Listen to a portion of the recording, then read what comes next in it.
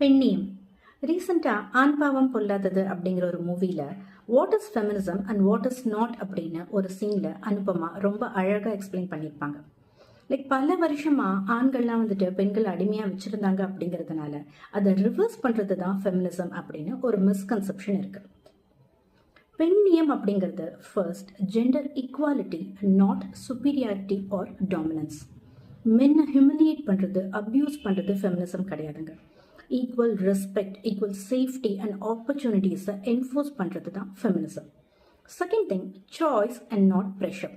Like இப்போ நான் work போகிறேனா இல்லை வீட்லேயே இருக்கேனா, கல்யாணம் பண்ணிக்கிறேனா இல்லை சிங்கிளாக இருக்கேனா, குழந்தை பெற்றுக்கிறேனா இல்லை எனக்கு வேண்டாமா அப்படின்னு to choose on their own, அதுதான் பெண்ணியம்.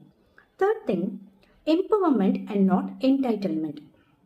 இப்போ இந்த எஜுகேஷன் அவேர்னஸ் இதெல்லாமே பெண்களோட அந்த ஒரு க்ரோத்துக்கு ஹெல்ப் பண்ணணுமே தவிர லாஸை மிஸ்யூஸ் பண்ணுறது, இமோஷனலி மெனிப்புலேட் பண்ணுறது, ரெஸ்பான்சிபிலிட்டிஸை அவாய்ட் பண்ணுறது அப்படிங்கிறது பெண்ணியம் கிடையாது. இப்போ நாங்கள் இத்தனை வருஷமாக கஷ்டப்பட்டோம்ல, இப்போ நீங்கள் கஷ்டப்படுங்க அப்படின்னு மென்னு பார்த்து சொல்கிறது பெண்ணியம் கிடையாது.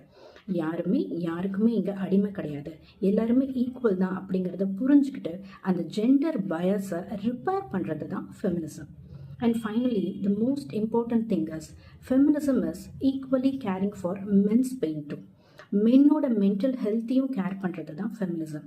லைக் இப்போது விமன் அப்படின்னாலே sacrifice, adjustments, tolerance, and men அப்படின்னாலே அவங்க தான் எமோஷன்ஸ் எல்லாம் சப்ரெஸ் பண்ணிக்கணும், அவங்க தான் சம்பாதிச்சு கொட்டணும், அவங்க தான் அந்த டாமினேஷன் அப்போசிஷனில் இருக்கணும் அப்படிங்கிற அந்த ஒரு ஹர்ட்ஃபுல் ஜெண்டர் பயஸ் எல்லாம் சேலஞ்ச் பண்ணுறது, குவெஷன் பண்ணுறது தான் ஃபெமினிசம்.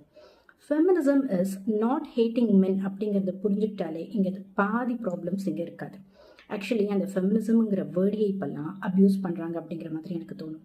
சும்மா இப்போல்லாம் ஃப்ரெண்ட்ஸ் கிட்ட பேசிகிட்டு இருக்கப்போ கூட ஏதாச்சும் நார்மலாகவே நம்ம சொன்னோம் அப்படின்னா உடனே என்ன ஃபெமினிசமா அப்படின்னு அந்த ஒரு ஜட்ஜ்மெண்டல் டோனில் கேட்பாங்க. Real feminism is not anti மென்னுங்க. இதை நம்ம புரிஞ்சுக்கிட்டாலே இங்கே பெட்டர் ஹார்மனி இருக்கும்.